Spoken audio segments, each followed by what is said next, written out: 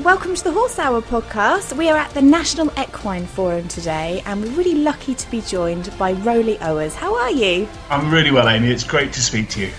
Thank you so much. This is exciting. It's a big day for you because you chair the panel of speakers.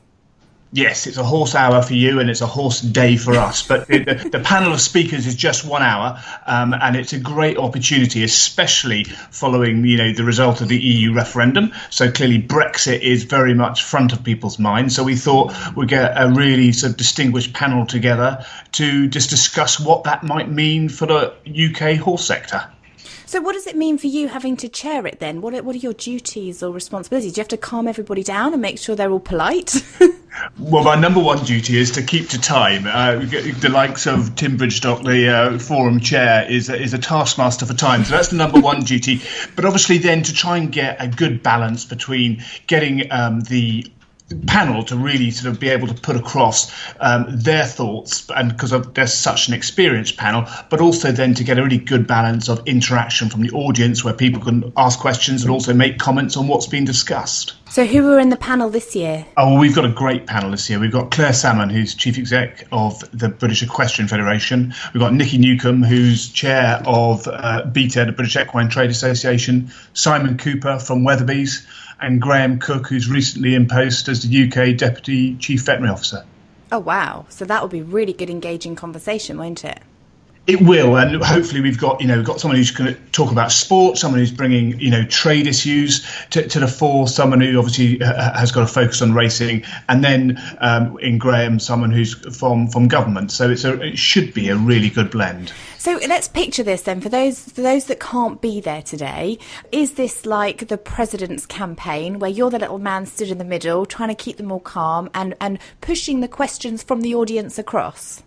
Yeah, I suppose, people will have probably watched Question Time. This is a very civilised Question Time. So, yeah, I'm on the panel in the middle and I've got two either side and we're facing the audience. The audio visual at the venue is brilliant and we'll have about 220 people in the audience. And so the idea is to, after some introductory comments, get into as many questions as possible. Clearly, Brexit, there are far more questions and there's probably no answers. But I think it's a great opportunity for people to bring forward what their concerns and indeed what their opportunities are for what we're going to go through. Brexit is a really tough one. I think it's impacting everybody a lot more than we're actually thinking about. So it's good to bring it into the forefront. Was it you that came up with that idea?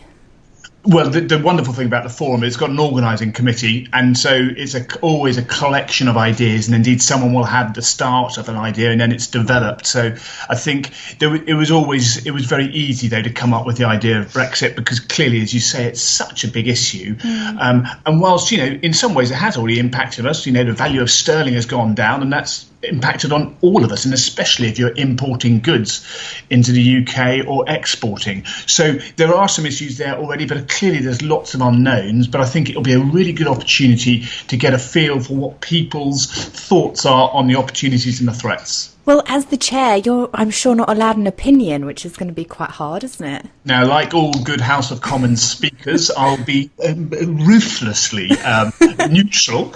Obviously, I'm there not as Chief Executive of World Welfare. I'm there as the chair of the panel. And it's for me just to facilitate discussion, keep us to time, facilitate discussion and get through as much as we can. And obviously, I suppose another key thing is just not to get us sort of stuck in a rut, because sometimes they will get down into a specific area of something's quite detailed, and actually the panel is all about trying to get through as much as possible. Now, is this the third time that you've been the chair? I think it is, yes. We've had a couple. For the last 2 years, we've mainly had chief veterinary officers from the devolved administrations and from the UK, and that has got us through a lot of interaction between government and the horse sector, and it's proved really useful in that.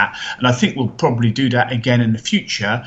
But given the focus of today's discussion, we felt it was really valuable to get a broader input onto the panel. So how did you first get involved with the National Equine Forum? That's a very good question. I was first involved, I suppose, about 5 or 6 years ago. I was invited to come onto the organising committee. It has a very wide range, the organising committee. Clearly, the equine sector is really broad, and so they always seek to get people. And I think people people are asked on individually as opposed to being from an organisation. But second to that, they do try and make sure that there's not too many trade people, not too many welfare people. You get a balance so that when we're putting together the programme, because that's the primary role of the organising committee, is to bring them together the programme, is that we can have a really good discussion about what the current issues are, who's best to speak, and how well to fit that in together.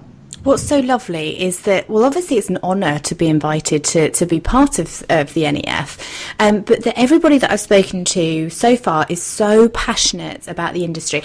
And I thought it was just us amateur equestrians, that believe in our horses and believe in the industry so much. And the lovely thing is seeing that it comes from the top too. Yeah, I mean, I think that's what people forget. But so many people think the equine sector is quite narrow. It's not. It's hugely broad. And the fact that it brings in £7 billion a year. It turns over that's its financial impact on the UK, and employs tens of thousands of people. So it's hugely relevant. And it's a wonderful opportunity today to bring together so many facets of that sector, from therapeutic riding to health to welfare to trade, and obviously sport and racing. So it's as you say, people are very passionate, but it's also a lot of fun too. Well, thank you for sharing it today. I'm looking forward to seeing you at work, and we'll be tweeting out some photos as well. And, wonderful! So we can see everything that goes on in the forum today, and we will be catching up with you again, Roly, very soon. Thanks, Amy. Luckily, I'm only chairing 1 hour of the day. The rest of the time, I can leave it to the professional Tim Brugstock. Take care. Bye-bye. Thanks so much for listening. I'm at the National Equine Forum all day today, and I'll be bringing you interviews with guest speakers, with some of the experts. We'll be live tweeting the conversations that are taking place and photos too, so you can get involved in what's happening at the NEF. Tweet us your questions. What do you think about some of the subjects that are being talked about? Just use #HorseHour, #NEF17. The experts here are talking in detail about how we can make changes to the industry. How can we improve our equestrian industry? And you're part of that as well. So do tweet us your opinions and your questions. I will speak to you very soon.